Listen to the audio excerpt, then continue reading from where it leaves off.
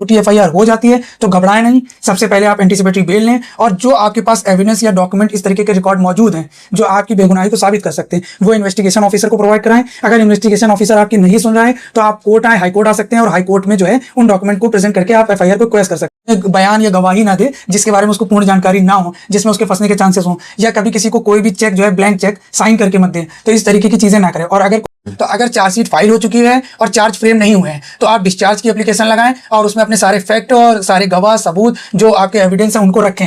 जैसे कि आप डिजिटल प्रूफ रखें, एविडेंस रखें, सीसीटीवी फुटेज का रिकॉर्ड रखें, या किसी ब्लैंक पेपर पे किसी को साइन करके कोई डॉक्यूमेंट ना प्रोवाइड कराएं।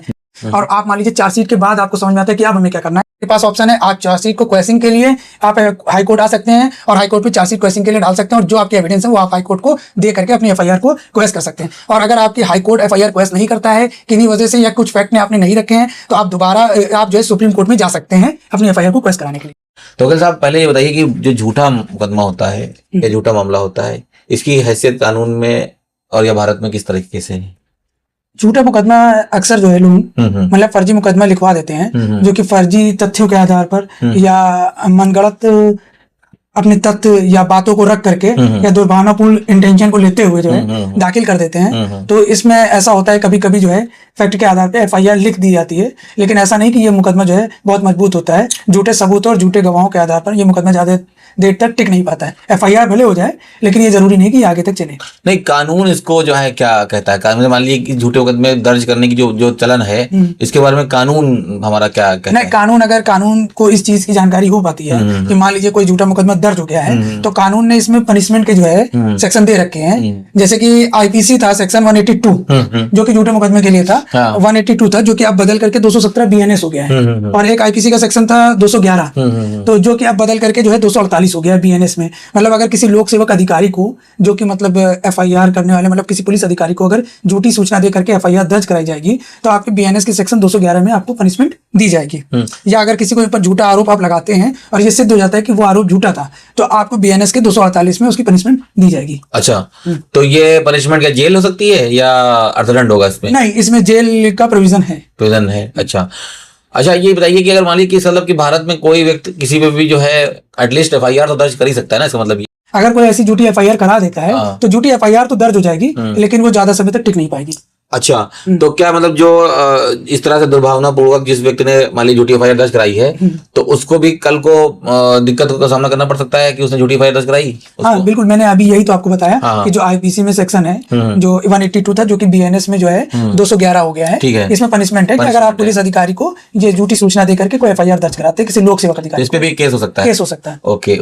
अच्छा, दूसरी बात ये बताइए कि मतलब एफआईआर दर्ज मान ली झूठी हो गई, ठीक है, और आपको लग रहा है जैसे कि किसी भी व्यक्ति को लग रहा है कि उसके खिलाफ एफआईआर हुई है तो अब उसको यहाँ पे सबसे पहले क्या प्रक्रिया करनी चाहिए? देखिए, सबसे पहले अगर जैसे उसको पता चलता है कि मेरे ऊपर एक झूठी एफआईआर हो गई है तो सबसे पहले तो वो एक एंटीसिपेटरी बेल ले ले। अगर क्रिमिनल ऑफेंस है या जो ऑफेंस जिस ऑफेंस के थ्रू एफआईआर दर्ज हुई है तो सबसे पहले उसको सावधानी बरतनी चाहिए कि सबसे पहले वो बेल ले ले एंटीसिपेटरी। और एंटीसिपेटरी बेल लेने के बाद वो आईओ इन्वेस्टिगेशन ऑफिसर से मिले और इन्वेस्टिगेशन ऑफिसर को प्रॉपर एविडेंस दे, एफआईआर की एक कॉपी निकलवा ले, एफआईआर का कंटेंट पढ़ ले, उसमें क्या फैक्ट दिया गया है, क्या टाइम और डेट और प्लेस को मेंशन किया गया है, किस समय घटना घटी है, तो उस घटना से रिलेटेड जितने भी उसके पास एविडेंस या डॉक्यूमेंट या फैक्ट हैं वो इन्वेस्टिगेशन ऑफिसर को प्रोवाइड कराएं। अच्छा, तो ऐसी कौन कौन सी जो धाराएं हैं जो जिसमें बचाव व्यक्ति का हो सकता है, मतलब किस किस सेक्शन के थ्रू जो है वो व्यक्ति केस एंटीसिपेटरी बेल या कुछ ऐसा? जो एंटीसिपेटरी बेल है उसको सेक्शन 438 सीआरपीसी जो कि अब बीएनएसएस का 482 हो गया है, इसमें आप एंटीसिपेटरी बेल के लिए जा सकते हैं। और अगर आपके पास फैक्ट है, सबूत है तो आप हाईकोर्ट भी आ सकते हैं। हाईकोर्ट में आपके पास 482 सीआरपीसी है जो बीएनएसएस का 528 है, उसके अंतर्गत आप जो है आ सकते हैं एफआईआर की क्वेश्चन के लिए। तो एंटीसिपेटरी बेल में मतलब व्यक्ति को ये सुरक्षा मिल जाएगी कि उस पर गिरफ्तारी नहीं होगी, पहली बात। दूसरी, जैसा कि आपने बताया कि वो व्यक्ति चाहे तो आईओ को अपनी जो है निर्दोषता का सबूत दे सकता है और वो बता सकता है कि वो इस घटना से उसका संबंध नहीं है तो और उसकी सुरक्षा हो जाएगी, गिरफ्तारी नहीं होगी। हाँ, एंटीसिपेटरी बेल लेने से सबसे पहली चीज तो ये निश्चित हो जाएगा कि अब उसकी गिरफ्तारी नहीं होगी अगर एंटीसिपेटरी बेल मिल जाती है। उसके बाद वो अपने फैक्ट और जो सबूत है बेगुनाही के, सबसे पहले तो उसको करना होगा काम ये कि उसको एक एफआईआर की कॉपी निकलवानी पड़ेगी और एफआईआर की कॉपी में उसको देखना पड़ेगा कि जो कंप्लेनेंट है उसने उसके ऊपर कौन कौन से एलिगेशन लगाए हैं और घटना का दिन, समय, तारीख क्या दिखाई है या बताइए। तो उससे रिलेटेड जो भी एविडेंस है, जैसे कि सीसीटीवी फुटेज है या कोई डॉक्यूमेंट्री एविडेंस है या कोई विटनेसेस हैं जो इंडिपेंडेंट विटनेस है, इस तरीके की कुछ चीजें अगर उसके पास अवेलेबल है तो वो इन्वेस्टिगेशन ऑफिसर को प्रोवाइड कराए, जिससे कि आगे चल के एफआईआर तो दर्ज हो गई है लेकिन इन्वेस्टिगेशन ऑफिसर को अगर लगेगा तो उसमें एफआईआर भी लगा दिया जाएगी। तो एंटीसिपेटरी बेल के लिए सबसे पहले उसको कहाँ पे किस कोर्ट में जाना होगा? सबसे पहले उसको डिस्ट्रिक्ट कोर्ट में जाना होगा अच्छा। एंटीसिपेटरी फाइल करने के लिए। अगर डिस्ट्रिक्ट कोर्ट से रिजेक्ट हो जाती है फिर वो हाई कोर्ट जा सकता है अच्छा। उस एंटीसिपेटरी बिल के लिए। और हाई कोर्ट के बाद वो चाहे तो सुप्रीम कोर्ट भी जा सकता है। हाँ, हाई कोर्ट के बाद भी अगर उसको लगता है कि हाई कोर्ट में अगर एंटीसिपेटरी बिल नहीं हुई है तो सुप्रीम कोर्ट जा सकता है। अच्छा, इसके अलावा अगर वो चाहे कि उसके खिलाफ जो एफआईआर हुई है वो भी क्वेश मतलब खत्म हो जाए, तो इसके क्या हाईकोर्ट में क्वेश कराने के क्या क्या आधार होते हैं? हाईकोर्ट में क्वेश कराने के आधार, अगर आपके पास एविडेंस या डॉक्यूमेंट है, कुछ सीसीटीवी फुटेज है या कोई आपका एविडेंस है या आप घटना झूठी साबित होने के कुछ प्रूफ है, आप ये दिखा सकते हैं कि घटना के समय आप वहां थे नहीं, तो इन एविडेंसेस के साथ आप जो है 482 में जो कि सीआरपीसी है और बीएनएसएस का 528 है, इसके थ्रू जो है आप हाईकोर्ट जा सकते हैं। तो 482 सीआरपीसी मतलब कोई केस एफआईआर दर्ज होने के बाद में कोर्ट के आदेश के बाद खत्म हो सकता है, आपका ये कहना है? हाँ, कोर्ट के आदेश, कोर्ट जो है उनको जो है निरीक्षण करेगा और आपकी क्वेश्चन कर सकता है एफआईआर, और हो सकता है कोर्ट जो है इंटरिम रिलीफ के तौर पे आपको अरेस्ट स्टे प्रोवाइड करा दे। तो एफआईआर क्वेश करने का अधिकार एक तो माननीय हाईकोर्ट को हो गया, इसके अलावा और भी किन किन जो है संस्थाओं या किन किन पद के व्यक्ति को होता है? सुप्रीम कोर्ट को भी जो है। नहीं, पुलिस में भी क्या प्रावधान है कि पुलिस की हायर अथॉरिटी जैसे एसपी रैंक का बंदा भी जो है एसपी रैंक के पद पे आसीन जो है पद पे जो भी व्यक्ति हैं वो भी चाहे तो खत्म कर नहीं, ये कोर्ट के पास ही इनहेरेंट पावर है। एसपी रैंक या पुलिस अधिकारी जो है उसके पास एफआईआर लगाने की पावर है, वो एफआईआर लगा सकता है। एविडेंसेस को देखने के बाद वो एफआईआर या चार्जशीट लगाने की पावर है। तो अगर मान लीजिए किसी एफआईआर पे एफआईआर लग गई यानी फाइनल रिपोर्ट लग गई, तब भी तो केस डेड हो जाएगा कि बचेगा केस? नहीं, तब तो डेड हो जाएगा। तो मतलब बात तो एक ही हो जाएगी। नहीं, क्वेश की बात एक मतलब तुरंत जो है केस, क्वेश का मतलब है कि वो एक तरीके से तुरंत समाप्त कर दिया गया, बिना एफआईआर का रिपोर्ट कर दिया गया या चार्जशीट कर दिया। कोर्ट ने एविडेंसेस को देखने के बाद उसे क्वेश कर दिया, और जो एफआईआर है एफआईआर के बाद उसको जिंदा करने की अभी पावर बची हुई है, क्योंकि एफआईआर के बाद आप जो है जब एफआईआर को चैलेंज करने के लिए जो जिस कोर्ट में मजिस्ट्रेट कोर्ट में जब एफआईआर प्रेजेंट की जाएगी तो एफआईआर को चैलेंज किया जा सकता है। अच्छा, कोई व्यक्ति मान लीजिए झूठा केस बुक हुआ है और वो कह रहा है कि वो निर्दोष है, इसके बावजूद भी पुलिस गिरफ्तार कर सकती है अगर केस हो चुका है? देखिए, कहने से निर्दोष है तो ये चीजों को नहीं मानेगी, इसको आपको साबित करना होगा, और साबित करने की स्टेज भी है, किस वक्त किसको साबित करना है ये भी आपको देखना होगा। मान लीजिए एफआईआर दर्ज हो चुकी है और सेक्शन ऐसे हैं कि जिनमें गिरफ्तारी आपकी है, तो आपको सबसे पहले एंटीसिपेटरी के लिए डिस्ट्रिक्ट कोर्ट को आपको बताने आना होगा कि मैं निर्दोष हूं, और जो उसके सबूत हैं उनके साथ आपको एप्लीकेशन देनी होगी। तो मतलब इसमें जो गवाही के जो मेन सबूत आपने बताया कि उसकी निर्दोषता साबित करने के लिए कि वो व्यक्ति कहाँ पे था, उसकी सीसीटीवी फुटेज या उससे रिलेटेड जो है उसकी एविडेंस की अगर वो घटना स्थल पे नहीं था या वो घटना से दूर था, तो ये सब चीजें बड़ी इंपॉर्टेंट हैं। बड़ी इंपॉर्टेंट है, इसलिए जो है एविडेंस, जो डॉक्यूमेंट्री, अब तो इलेक्ट्रॉनिक साक्ष्य को भी एविडेंस में लिया जाता है, तो इलेक्ट्रॉनिक साक्ष्य है या सीसीटीवी फुटेज है, इस तरीके के एविडेंस या डेट एंड टाइम, इंसिडेंट के टाइम जो है आप कहाँ पे थे, इसकी अवेलेबिलिटी अगर आप प्रूफ कर ले जाएं कि उस समय जिस समय इंसिडेंट हुआ था उस समय आप वहां नहीं थे, और कुछ इंडिपेंडेंट विटनेस अगर आपके पास हैं जो आप इसमें प्रूफ कर ले जाते हैं, तो वो वहां पे आप जो है निर्दोष साबित हो सकते हैं। अच्छा, ये व्हाट्सएप कॉलिंग या व्हाट्सएप चैट या इस तरह का जो है ये भी प्रूफ जो है निर्दोषता साबित करने के लिए माने जाते हैं? मतलब जो इलेक्ट्रॉनिक साक्ष्य है, Indian evidence act section 65B, जो कि अब जो है नया साक्ष्य अधिनियम जो आया, भारतीय साक्ष्य अधिनियम जो कि 2023 का है, उसमें सेक्शन 63 के थ्रू जो है अगर डॉक्यूमेंट इलेक्ट्रॉनिक साक्ष्य जो है उसी माध्यम में आपके पास संरक्षित है जिस माध्यम से किया गया है, उसका कोई कॉपी रिकॉर्ड नहीं बना हुआ है, मतलब उसी डिवाइस से, जिस डिवाइस से वो वीडियो रिकॉर्ड की गई है,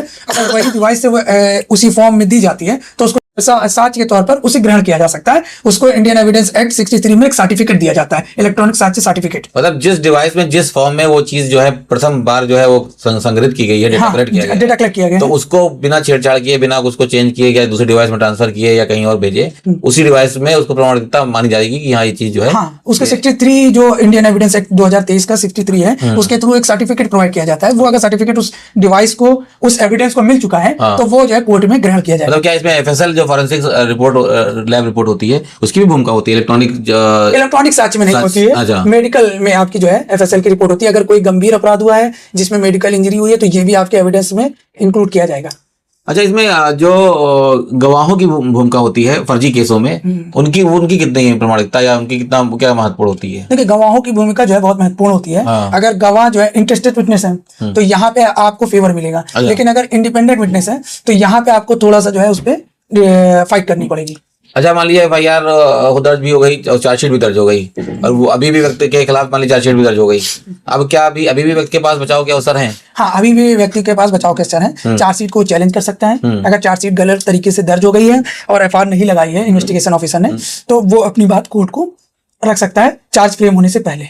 अच्छा, मान लीजिए किसी कोर्ट में जो केस चल रहा है और व्यक्ति उसमें फर्जी मुकदमे के खिलाफ डिस्चार्ज जिसको बोलते हैं, डिस्चार्ज एप्लीकेशन, ये कब डाल सकता है? ये डालने का जब चार्जशीट फाइल होने के बाद और चार्ज फ्रेम होने से पहले ही डिस्चार्ज एप्लीकेशन फाइल की जा सकती है। चार्ज फ्रेम होने से पहले और चार्जशीट डालने के बाद जी। तो अगर उस कोई व्यक्ति पहले ही मान लीजिए डिस्चार्ज करना चाहे, अपने आप को साबित कराना चाहे, तो चार्जशीट का इंतजार करना पड़ेगा? नहीं, तो अगर कोई व्यक्ति अपने आप को पहले ही निर्दोष साबित करना चाहता है तो वो इन्वेस्टिगेशन ऑफिसर को अपने डॉक्यूमेंट प्रोवाइड कराएगा। जो बात उसको कोर्ट में कहनी है वो बात वो इन्वेस्टिगेशन ऑफिसर से कहेगा। यहाँ पे एक बात और कह दूं, अगर इन्वेस्टिगेशन ऑफिसर भी जो है आपको सपोर्ट नहीं कर रहा है तो यहाँ पे आप हाईकोर्ट आ सकते हैं फिर इन्वेस्टिगेशन के लिए कि इन्वेस्टिगेशन ऑफिसर को चेंज किया जाए, क्योंकि वो हमें प्रॉपर सपोर्ट नहीं कर रहा है, मेरे एफिडेविट, मेरे विटनेस या मेरे एविडेंस को इंक्लूड नहीं कर रहा है चार्जशीट में। तो ये बताइए कि मान लीजिए अगर केस साबित हो जाता है कि हाँ फर्जी था, तो अब वो जिस व्यक्ति मान लीजिए ए ने केस किया था और साबित हो गया कि फर्जी था और बी पर किया था, तो अब बी जो है यहाँ पर अब क्या क्या जो है, क्या डिफेमेशन केस भी कर सकता है ए पे वापस, या जो है क्रिमिनल केस, दोनों या दोनों कर सकता है? नहीं, यहाँ पे वो जो है मानहानि का मुकदमा कर सकता है और कंपनसेशन की डिमांड कर सकता है। अच्छा, तो ये मानहानि से तो उसको मान लीजिए कि पैसे का मान लीजिए जो भी उसका बचाव हो जाएगा, लेकिन जो उसका टाइम या व्यर्थ, जो समय उसका व्यर्थ हुआ है या उसकी जो और उसकी लाइफ में जो की दिक्कत आई है, तो क्या क्रिमिनल केस इस पे नहीं बनेगा अगर किसी ने व्यक्ति ने झूठा केस किया है? तो झूठा केस किया है तो देखिए हर एक स्टेप पे एक अलग अलग चीज है। मान लीजिए उसने कोई झूठा एफिडेविट फाइल किया है, ठीक, तो उसके लिए एक अलग जो है रेमेडी मिली हुई है, ठीक है, ऑलरेडी 182 में जो है IPC में, जो कि लोक सेवक अधिकारी को उसने गलत सूचना प्रोवाइड कराई, ठीक है। और जो है झूठे जो है किसी व्यक्ति को या किसी व्यक्ति को परेशान करने के लिए झूठे आरोप लगाए, जिसकी वजह से जो है उसके कई क्रिमिनल ऑफेंस है, क्रिमिनल भी जो है क्रिमिनल FIR भी, उसके ऊपर क्रिमिनल एक्ट में भी जो है उसके ऊपर कार्रवाई की जाएगी। तो ये पुलिस स्वतः भी कर सकती है या व्यक्ति का द्वारा की जाएगी? मतलब व्यक्ति के द्वारा, पीड़ित व्यक्ति के द्वारा ही जो है की जाएगी। जब ये वो साबित कर ले जाएगा कि वो झूठे एफिडेविट फाइल हुए हैं, ये सारी चीजें हुई हैं, तो वो उस बिहाफ पे, अगर विवेचक को ये लगे कि झूठी तथ्य उसको दिए गए हैं ड्यूरिंग जो है विवेचना के दौरान, तो क्या यहाँ विवेचक भी व्यक्ति पे केस कर सकता है जिस व्यक्ति ने इसको झूठे केस प्रोवाइड कराए हैं? हाँ, अगर विवेचक को झूठे तथ्य प्रोवाइड कराए गए हैं तो विवेचक भी यहाँ पे झूठे तथ्य या झूठे एविडेंस फाइल करने के बिहाफ पे, जाली दस्तावेज के आधार पे, उन पे कूटरचित दस्तावेज के आधार पे FIR दर्ज कर सकता है। उसमें पीड़ित का शामिल होना जरूरी नहीं है? पीड़ित का शामिल होना जरूरी नहीं है कि पीड़ित को इन्फॉर्म करना जरूरी है, क्योंकि वो उसके झूठे तथ्य जो साबित हो रहे हैं, मान लीजिए उसने एक बर्थ सर्टिफिकेट झूठा लगा रखा है गलत, जिसमें डेट या टाइम और इंसिडेंट गलत मेंशन कर रखा है, या कोई मेडिकल रिपोर्ट उसने गलत लगा रखी है, तो जहां पर उसने फॉर्जरी करी है तो उसकी पनिशमेंट उसे मिलेगी। अच्छा, झूठे केसों के मामले में दो धाराएं बहुत ज्यादा व्यापक प्रचलन में है, एक तो IPC की 182 और एक IPC 211, तो इन दोनों थोड़ा विस्तार से इन दोनों का अंतर और इन दोनों के बारे में बताइए।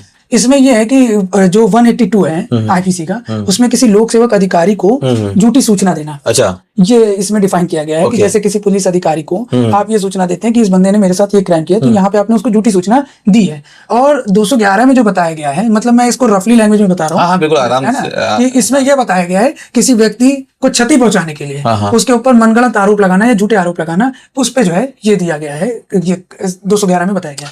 अच्छा, जो इस पे व्यक्ति मान लीजिए मानहानि का केस करता है, जब ये साबित हो जाए कि हाँ उस पे झूठा मुकदमा किया गया था, तो मानहानि की जो रकम होती है उसका क्या आधार होता है? उसको कैसे वो मुआवजे के तौर पर मांग सकता है? कंपनसेशन की डिमांड व्यक्ति अपनी समय और व्यक्ति के अपने समय की कीमत के आधार पर व्यक्ति अपनी डिसाइड करेगा।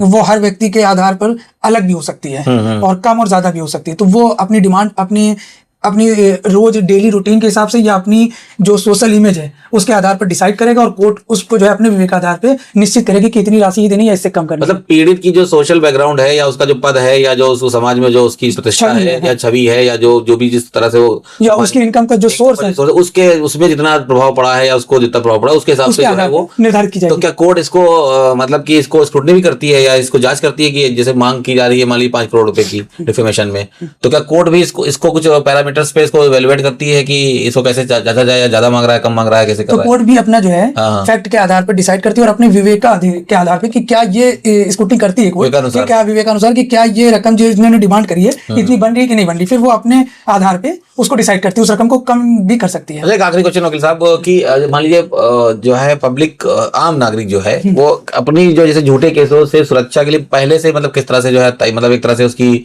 सुरक्षात्मक क्या उसका दृष्टिकोण रहना चाहिए कि वो बचा रहे, मान लीजिए या हो जाए भगवान न करे उसके ऊपर, तो कैसे जो है वो इस चीज को अपने आप को मतलब पहले से सुरक्षात्मक दृष्टि रखे? क्या क्या इसके चीजों की सावधानी क्या क्या बरते? क्या क्या सावधानी बरते हैं, जैसे कि आप डिजिटल प्रूफ रखे, हाँ। एविडेंस रखे, सीसीटीवी फुटेज का रिकॉर्ड रखे, हाँ। या किसी ब्लैंक पेपर पे किसी को साइन करके कोई डॉक्यूमेंट ना प्रोवाइड कराएं, या कोई ऐसे किसी चीज में बयान या गवाही ना दे जिसके बारे में उसको पूर्ण जानकारी ना हो, जिसमें उसके फंसने के चांसेस हों, या कभी किसी को कोई भी चेक जो है ब्लैंक चेक साइन करके मत दें। तो इस तरीके की चीजें ना करें। और अगर कोई झूठी एफआईआर हो जाती है तो घबराएं नहीं, सबसे पहले आप एंटीसिपेटरी बेल लें, और जो आपके पास एविडेंस या डॉक्यूमेंट इस तरीके के रिकॉर्ड मौजूद हैं जो आपकी बेगुनाही को साबित कर सकते हैं, वो इन्वेस्टिगेशन ऑफिसर को प्रोवाइड कराएं। अगर इन्वेस्टिगेशन ऑफिसर आपकी नहीं सुन रहा है तो आप कोर्ट आए, हाई कोर्ट आ सकते हैं, और हाई कोर्ट में जो है उन डॉक्यूमेंट को प्रेजेंट करके आप एफआईआर को क्वेश कर सकते हैं। अगर उन बिहाफ पे भी मान लीजिए वहां पे आपको रेमेडी नहीं मिल रही है और पुलिस इन्वेस्टिगेशन ऑफिसर ने चार्जशीट लगा दी है, और आप मान लीजिए चार्जशीट के बाद आपको समझ में आता है कि अब हमें क्या करना है, क्योंकि हो सकता है कुछ व्यूअर्स देख रहे हो जिनकी चार्जशीट फाइल हो चुकी हो। तो अगर चार्जशीट फाइल हो चुकी है और चार्ज फ्रेम नहीं हुए हैं तो आप डिस्चार्ज की एप्लीकेशन लगाएं और उसमें अपने सारे फैक्ट और सारे गवाह सबूत जो आपके एविडेंस हैं उनको रखें। अगर चार्ज भी फ्रेम हो चुके हैं, आप उसके बाद हमारी वीडियो को देख रहे हैं, उस सिचुएशन में देख रहे हैं, तो यहाँ पे भी आपके पास ऑप्शन है, आप चार्जशीट को क्वेश्चन के लिए आप हाई कोर्ट आ सकते हैं और हाई कोर्ट पे चार्जशीट क्वेश्चन के लिए डाल सकते हैं, और जो आपके एविडेंस है वो आप हाई कोर्ट को दे करके अपनी एफआईआर को क्वेश कर सकते हैं। और अगर आपकी हाई कोर्ट एफआईआर क्वेश नहीं करता है किन्हीं वजह से, या कुछ फैक्ट ने आपने नहीं रखे हैं, तो आप दोबारा आप जो है सुप्रीम कोर्ट में जा सकते हैं अपनी एफआईआर को क्वेश कराने के लिए।